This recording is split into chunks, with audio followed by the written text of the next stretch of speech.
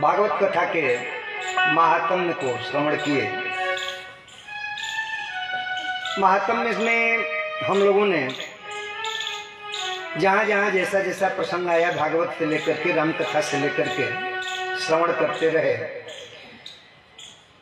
महात्म्य पद्म पुराण से लिया गया। इसके मतलब हम लोग पद्म पुराण को ही पहले श्रवण किए। भागवत जी का महात्म्य भागवत जी लिखे बाद में गए, लेकिन महात्म्य पहले हमारे ग्रंथों में। रामचरितमानस वैसे सरल ग्रंथ है कहा जाता है। हम लोगों जैसे मूर्खों के लिए सरल है और विद्वानों के लिए वो कठिन है। एक शब्द का वो अर्थ लगाने लगते हैं तो लगाते लगाते लगाते लगाते उनका उम्र बीत जाता है, खत्म नहीं होता। इन ग्रंथों का ही, इन पुराणों का ही जा करके दूर से सुना हो कहाँ तक का ठीक है, सब तोड़ फोड़ दो।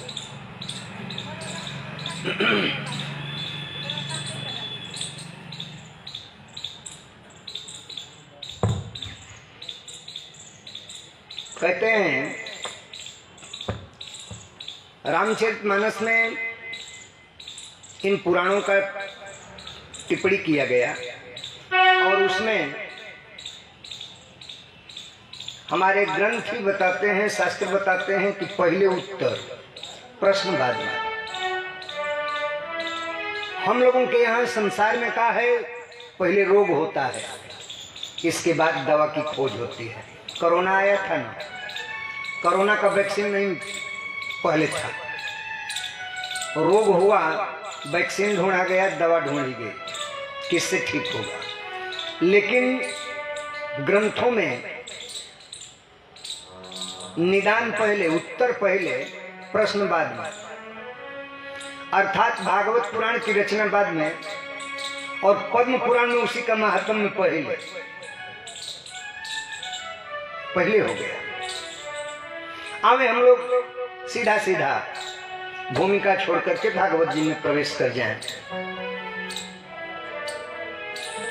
वैसे हम लोग महात्म्य श्रवण करते आए, लेकिन मूल भागवत का जो कथा है उसका प्रथम श्लोक जन्माद्यस्य यतोऽन्वयादितरतश्चार्थे स्वभिज्ञस्वराट् तेने ब्रह्म हृदयादि कवये मोहयन्ति यति सूरयः तेजो वारि मृदां यथा विनिमयो यत्र त्रिसर्गो मृषा धाम्ना स्वेन सदा निरस्यकुकं सत्यं परं धीमहि। भागवत जी के मूल में प्रथम स्कंद प्रथम अध्याय के 3 श्लोकों में, प्रथम श्लोक में ध्येय, द्वितीय श्लोक में गेय, तृतीय श्लोक में पेय। किसको ध्याया जाए, धारण किसको करें, किसका स्तुति करें, किसका पूजन, किसका विनय करें। भागवत को कहा जाता है कृष्ण कथा, रामायण को कहा जाता है राम कथा, अन्य अन्य पुराणों को कहा जाता है जिनके नाम पर पुराणों की रचना है उनकी विशेषता। लेकिन व्यास जी ने मंगलाचरण में किसी देवता विशेष का नाम पकड़ करके स्मरण नहीं किया, मंगलाचरण नहीं किया। क्या स्मरण किया? तो सत्यम परम धीमहि, हम उसको धारण करें, हम उसका पूजन, उसका बंधन, उसका अर्चन कर रहे हैं जो सत्य है, जिसके स्मरण मात्र से त्रिताप का निवारण। सबसे परे की बात इस प्रथम श्लोक में, प्रथम श्लोक का अगर अर्थ निकाला जाए, व्याख्या किया जाए, तो श्रीधर स्वामी ने तो इसकी अपनी टीका में इसका 108 व्याख्या लिखी। अगर इसका पूर्णतः व्याख्या किया जाए तो 7 दिन की कथा केवल एक श्लोक में निकल जाएगी, क्योंकि सारे देवताओं का इसी में ध्येय की बात आई। सबसे क्या यह देवी का है? ना, उसका भी है। देवी के भक्तों ने कहा भागवत मेरा है, तो ये हुआ कि तुम्हारा कहाँ है, नाम कहाँ लिखा गया। देवी के भक्तों ने, कुछ लोगों ने भागवत को छोड़ दिया, ना ना हम भागवत नहीं पढ़ेंगे, हमारी इष्ट देवी हैं, उनका तो इसमें कुछ है ये नहीं है, ये मंगलाचरण तो दूसरे का है। कहने वाले ने कहा जैसे व्यास जी उनका निदान निकाले कि अच्छा ये बताओ नाम किसका रखा गया है, तुम्हारी देवी का है या तो सत्य है, सबसे ऊपर की बात, सब कुछ उन्हीं से है। तो उन्होंने कहा तो इसमें वंदना तो उसी की है जो सत्यम परम धीम है, तो कहां वो लगे, वो तुम्हारी देवी की ही है। शिव के पूजक जो थे उनके भक्त, उन्होंने कहा हमारे देव का नहीं है। पूछे व्यास जी कि आखिर तुम्हारे देव में क्या खूबी है, उन्होंने भी वही बात कही, तो उन्होंने कहा उसी का तो है वंदना। विष्णु के भक्तों को भी वही समझाए, ब्रह्म के भक्तों को भी वही समझाए, जिसके जिसके भक्त थे वो झगड़ते थे तो उनको समझा देते नाम किसका है। तो जो सबसे परे की बात, जो सबसे ऊपर है, अर्थात सबका मालिक एक, उसी की वंदना और उसी का ही ग्रंथ है, इससे अलग कोई नहीं है और यह किसी एक का है ये नहीं है, सबको पिरो दिया गया इसमें। तो ध्येय कौन? तो जो सबसे परे सबका मालिक है। बहुत व्याख्या न करते हुए, क्योंकि दूरी हम लोगों की बड़ी लंबी है। आज बड़ी सुंदर झांकी आप लोगों को देखने को मिलेगी। आज हम लोग खींच तान करके शिव पार्वती का विवाह तक कथा ले जाएंगे। रामचरितमानस की कथा हो, राम कथा हो, तो उसमें भी पहले शिव कथा से ही शुरू। भागवत की कथा तो जब प्रवेश तो पहले शिव की कथा से प्रवेश। शिव की कथा से क्यों प्रवेश? तो भक्ति का दान देने वाले भोलेनाथ ही हैं। जब भोलेनाथ प्रसन्न हैं तो हम नहीं कह रहे, भगवान की वाणी है, अगर वो प्रसन्न है तो हम प्रसन्न हैं। तो इसलिए भक्त की पहचान भी की जाती है शिव कथा को सुनाकर, इसकी रुचि कितनी है। तो आज हम लोग, वैसे दूरी तो बड़ी लंबी है, वहां तक की कथा 4 दिन में होनी चाहिए, लेकिन आज ही उस कथा को कहना है। कहते हैं दूसरे श्लोक में, गेय, गाएं किसको? तो केवल और केवल भगवान का नाम ही गाएं, भगवान ही गाने लायक हैं, संसार में और कुछ गाने लायक नहीं है। गाने लायक है तो भगवान का चरित्र, गाने लायक है तो उनका नाम, बाकी दूसरा कुछ नहीं। अच्छा, तो यह मानव शरीर मिला है, मन मिला है, आत्मा है, विचार करने वाली बात है। थोड़ा सा क्लिष्ट हो रहा है, भागवत तो ऐसे क्लिष्ट ग्रंथ है, अगर आप लोगों को समझ आ जाए तो यह हमारी भी भाग्य है कि हम कुछ समझा पाए, और आप लोगों को समझ में अगर आ रहा हो तो हमें बड़ा अपार हर्ष है, आप लोगों का भाग्य है। आप प्रबुद्ध श्रोता हैं, थोड़े ध्यान से सुनेंगे तो समझ में जरूर आएगा, प्रयास किया जाएगा। हमें मिला है शरीर, आत्मा है, किसी को न किसी को धारण करना, किसी को न किसी को याद करना ही रहता है। चाहे हम अपने पिता को याद करें, चाहे माता को याद करें, चाहे पति को याद करें, चाहे पत्नी को याद करें, चाहे पुत्र को याद करें, चाहे मित्र को याद करें, चाहे गुरु को याद करें, किसी न किसी साकार शरीर प्राप्त है। तो साकार, अच्छा, कथा कहने से पहले एक बात आपको बता दें, कथा उड़ान पर है। तो कथा में जो भी प्रसंग आता जाएगा हम सब कहते जाएंगे, चाहे आगे का हो चाहे पीछे का, सब भागवत में है। क्रम से कहने में भागवत कह नहीं पाया जाएगा। तो हम इसीलिए शुरू से ही राम कथा को कहते जा रहे हैं, राम कथा का उदाहरण देते जा रहे हैं। क्यों? तो 9वां स्कंद जो है तो पूरा और पूरा रामचरित्र है, राम कथा ही है। इसके बाद 10वें स्कंद में कृष्ण चरित्र है। तो हमें विशेष करके राम कथा न कहनी पड़े, जो अच्छा विशेष करके राम कथा कहें तो 9 दिन की कथा होगी, तो केवल और केवल राम कथा वैसे तो महीने दिन की होगी। अब कहना 1 ही घंटा में पूरा है तो कहाँ संभव है। तो वही उसीलिए हम उदाहरण भी देते हैं, तो खींच कर ले जाते हैं राम कथा में ही कि उसी का उदाहरण दे दें कि कुछ प्रसंग तो पहले से कह दिया गया होगा, उसकी पुनरावृत्ति नहीं करनी होगी। तो चाहे भागवत की कृष्ण कथा की हो, चाहे राम कथा की हो, जहाँ से होगा उठाकर कहेंगे। उस प्रसंग को अब क्रम से नहीं छोड़ते, हम बढ़ जाएंगे आगे।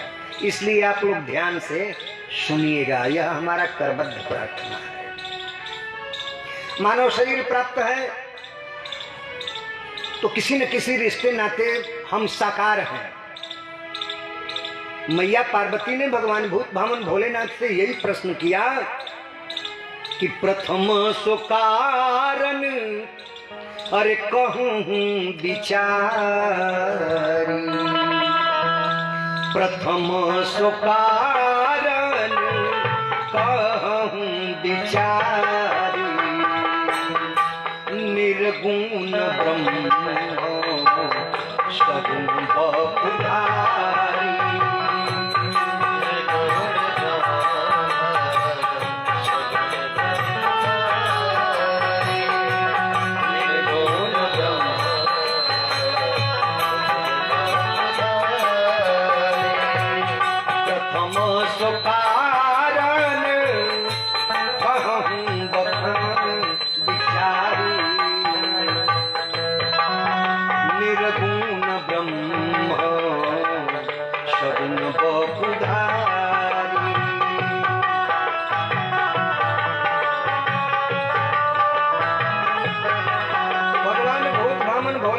मैया ने कहा कि वह कारण बताइए जिस वजह से निर्गुण ब्रह्म सगुण होता है।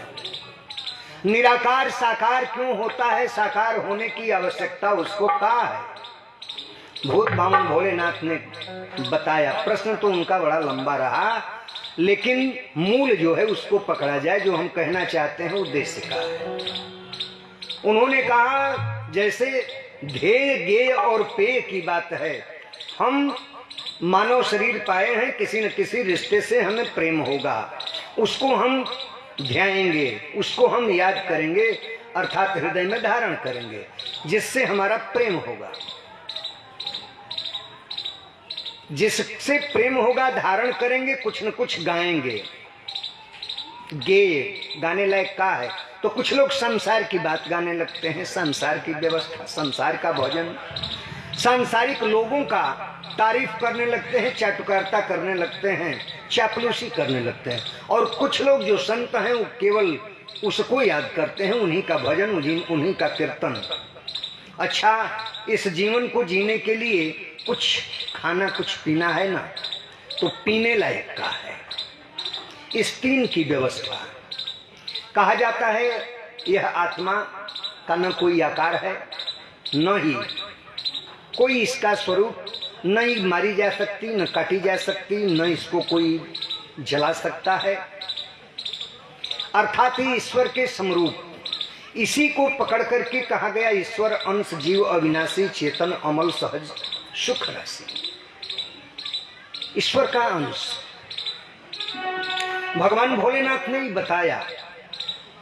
हे देवी, जैसे आप भी विचार करें, हम साकार हैं, हमें आकार मिला है, चाहे हम पुरुष शरीर में हैं, चाहे स्त्री शरीर में, चाहे कुत्ते का शरीर है, चाहे चींटी का शरीर है, चाहे हाथी है, चाहे सिंह है, इस जीव को कोई न कोई आकार मिला। छोड़ दीजिए हम मानव हैं, मानव की ही बात करें। मानव है, मानव की बात, तो मानव की बात का हमें अगर कुछ पकड़ना हो, कह दिया जाए जल को आप हाथ में ले आओ, तो जल दिख रहा है, जल को हाथ में लाना होगा, हाथ में पकड़ में आएगा? नहीं आएगा। अगर उसी जल को फ्रिज में रख दिया जाए और 0 डिग्री सेल्सियस पर उसको बर्फ बना दिया जाए, तो वह जल ही बर्फ के रूप में आ गया, तो हाथ में आ गया।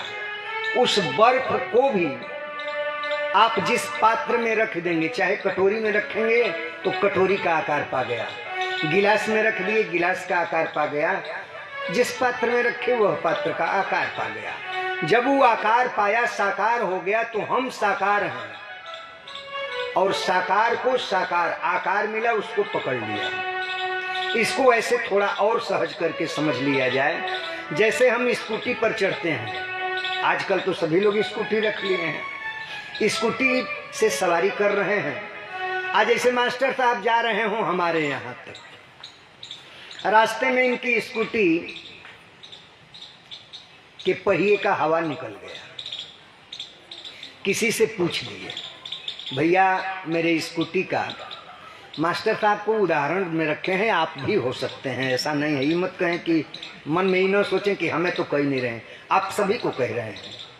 कोई भी अपने कहीं गंतव्य तक जा रहा हो और उसके स्कूटी का या किसी भी गाड़ी का, साइकिल का पहिए का हवा निकल गया, किसी से पूछेगा, जानता तो है नहीं, भैया हवा कहाँ होगा? तो बड़ा पहुंचा हुआ हो, वो कहेगा बड़ा बेवकूफ है, क्या तुमको पता नहीं है वायुमंडल के जर्रे जर्रे में हवा है, वायुमंडल के जर्रे जर्रे में हवा है। कह तो सही रहा है, वायुमंडल में वायु तो है ये, लेकिन का उस वायुमंडल की हवा से हमारे पहिए में हवा हो जाएगा? का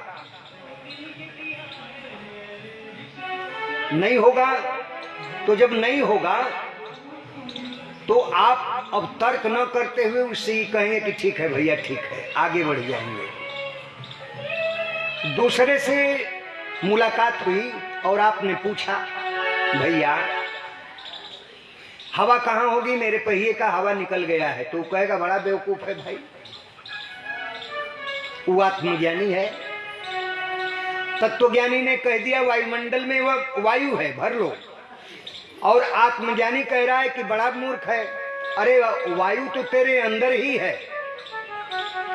वह भी सही कह रहा है, वायु पर ही तो हमारा भी जीवन है, लेकिन का मुंह की वायु से, फूंक से पहिए में हवा हम कर पाएंगे? नहीं कर पाएंगे। तब तीसरी जगह तीसरे व्यक्ति से मुलाकात हुई, और तीसरा व्यक्ति से जब वो पूछे, भैया हवा नहीं है, पैदल जा रहे हैं, आखिर कैसे जाएं, कहाँ हवा होगी? तो कहा कि घबराइए मत, आगे दुकान है और चले जाइए। दुकान पर आप जाएंगे तो दुकान पर विचार यही करना है, प्रश्न का उत्तर यही है। और प्रथम इस मंगलाचरण जो भागवत का है, क्लिष्ट इसीलिए है, अगर विचार करके सोचेंगे, सुन लेंगे ध्यान से, तो समझ में आसान है। तीसरा व्यक्ति यही बताया, दुकान पर जाइए। दुकान पर आप गए तो दुकान वाला, आपकी गाड़ी लोहे की बनी है, रबड़ की बनी है, और उसका दुकान में जो यंत्र है जिसमें वायु है वह भी लोहे का है, रबड़ का है, यंत्र है।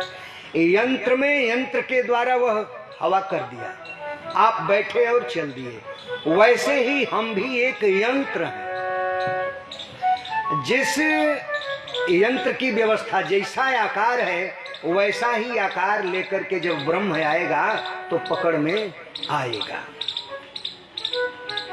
जैसा हम हैं वैसा अगर वो बन कर आवे तब तो हम पकड़ लें, आ न आवे तो नहीं समझ में आएगा। वो तत्वज्ञानी कहता है कण कण में भगवान है, उसका कहना झूठा नहीं है, सही कह रहा है, कण कण में भगवान है। लेकिन हम इन अपनी आंखों से कहां देख पा रहे हैं। आत्मज्ञानी कहता है कि हर हृदय में, सबके आत्मा में भगवान है, वो अभी सही कहता है। लेकिन हम उतना आगे तो बढ़ नहीं पाए, हम आकार पाए हैं तो हमें साकार मिले। तो उस साकार ब्रह्म के लिए वो जब साकार बन करके आवे, मैया उमा से भगवान भूत भावन भोलेनाथ ने यही कहा कि भक्त के भाव के अनुसार भगवान को अवतार लेना पड़ता है, जैसे उसका काम चल जाए। तो धारण करने के लिए हमें क्या चाहिए? हम साकार हैं, चाहे स्त्री के चोले में हो चाहे पुरुष के चोले में, हमें साकार ब्रह्म चाहिए। तो उस साकार, वह निराकार को हम साकार कैसे बनावें? तो चाहे जिस इष्ट से, जिस नाम से, जिस रूप से हमें लगन हो, रुचि हो, उसी को हम मान लें कि उसी का यह ग्रंथ है और उसी का मंगलाचरण है, उसको हम धारण कर लें और उसी का भजन और कीर्तन करें, गाएं उसी को। तब परीक्षित जी ने सुखदेव जी से कहा कि महाराज ये तो बात समझ में आ गई, धारण करें, गाएं, लेकिन साकार है तो कुछ खाने पीने को चाहिए, पीने का। तो यही भागवत कथवे में तीसरा श्लोकवा जो है प्रथम स्कंद का और प्रथम अध्याय का, वो पेय है, पीने वाला। उन्होंने कहा कि इसी को पियो। अच्छा, ये भागवत कैसे पिए? इसके पन्ने को फाड़ें, आप पानी में डाल करके पी जाएं। उन्होंने कहा कि ना, इंद्रियां हैं, हर इंद्रियों के लिए खाने पीने का तत्व और वस्तु बनी है। इसके लिए कहा है तो इस भागवत रूपी भोजन को पीने के लिए इस कर्णपुट से पिए, अर्थात श्रवण करें, श्रवणेंद्रिय से श्रवण करें। कहते हैं कि कब, कितनी बार? तब उन्होंने बताया कि निगम कल्प, ये भागवत है का, क्यों पीने लायक है? इसमें तो कुछ दिख ही नहीं रहा है, ये मीठा है कि खट्टा है। तब व्यासदेव ने बताया, सुखदेव जी ने राजा परीक्षित को, सूत जी ने शौनकादि ऋषियों को, उन्होंने यही कहा कि निगम कल्प तरोर गलितम फलम शुक मुखाद मृत द्रव संयुतम पिबत भागवतम रसमालयम। कब पिए, कितनी बार पिए? तो जितनी बार में तृप्ति मिल जाए। मुहुर हो रसिको भुवि भाव का, ये ग्रंथ भावुकों का है। भाव से भर करके जो सुनेगा, जो पिएगा, उसको आनंद मिलेगा, ऐसे आनंद नहीं मिलेगा। कितनी बार पिए? तो जब तक जिंदगी रहे तब तक पियो। मुहुर हो पिबत भागवतम रसमालयम, मुहुर हो रसिको भुवि भावुका निगम कल्प तरोर गलितम फलम। ये वेद और पुराण का गलित फल है। जैसे कल हमने बताया कि हर फल में कुछ फेंकने लायक होता है, कुछ ग्रहण करने लायक होता है, लेकिन इस फल में कुछ फेंकने लायक नहीं है, पीने लायक है। तब परीक्षित जी ने पूछ दिया, शौनकादि ऋषियों ने पूछा, महाराज अगर वेद रूपी वृक्ष से यह गिरते हुए आया नीचे तक, तो आप ही सोच लीजिए जिसमें न गुठली है न छिलका है, और रसमालयम, रस ही रस है। तो आप विचार करें, अपने छत से मौसमी का रस ले लें या अनार का, इसमें तो छिलका भी नहीं है, उस रसवे को आप छत से गिरा दीजिए तो क्या पीने लायक रहेगा कि सब खत्म हो जाएगा, छिट जाएगा सब। परीक्षित जी का प्रश्न यही हुआ कि जब वो फल है ऊपर से गिर रहा है वेद रूपी वृक्ष से, तब तो सब छिटक जाएगा, पीने लायक खाने लायक कहाँ रह जाएगा। उन्होंने कहा कि ना ना, प्रश्न यह हुआ कि बच कैसे गया फल, बचा कैसे, छिटका क्यों नहीं।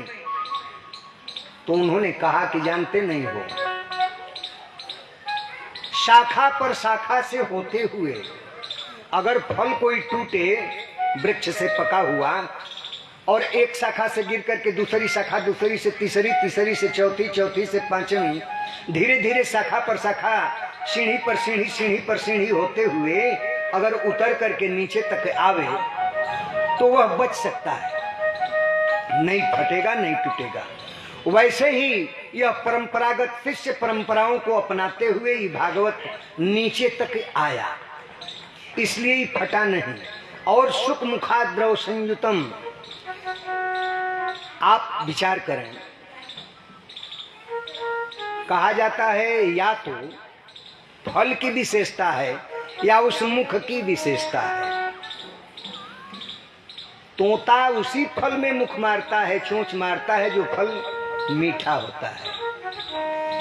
आम के फल को लोग कहते हैं कि सुक्कट्टी खाओ, सुक्कट्टी, सुक्कट्टी खाओगे बड़ा मीठा लगेगा, लेकिन पता नहीं उस फलवे की विशेषता है कि तोता मीठा जान करके चोंच मारता है, या उसके चोंचिए में वह गुण है कि जिस फल पर चोंच मार देता है वह मीठा ही मीठा हो जाता है। तो इस फल पर भी तोता ने मुख मारा है, चोंच लगाया है। कौन है तोता इसका?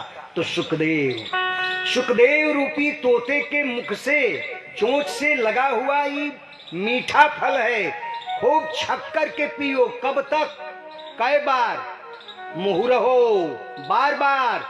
रसिको भूई भाव का, इस पृथ्वी पर जितने समय तक तुम्हारी जिंदगानी रहे, और बार बार जितनी बार मिले उतनी बार पियो, छक करके पियो।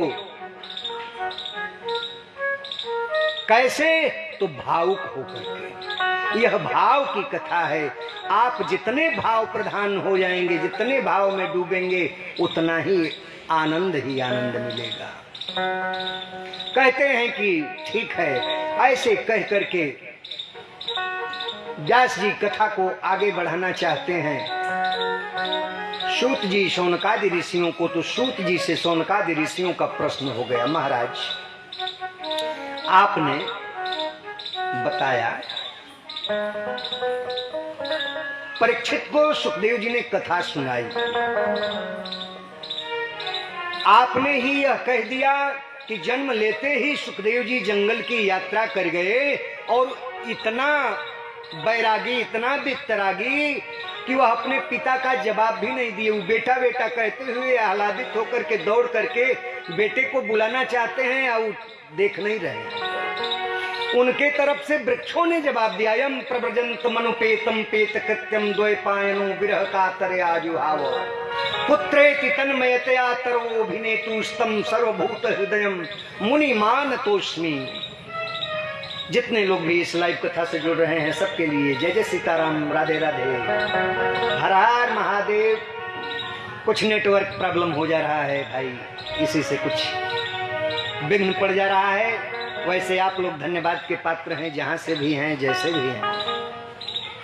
कथा सुन रहे हैं, यह आप लोगों का भी अथक प्रयास है। जय जय सीताराम, राधे राधे।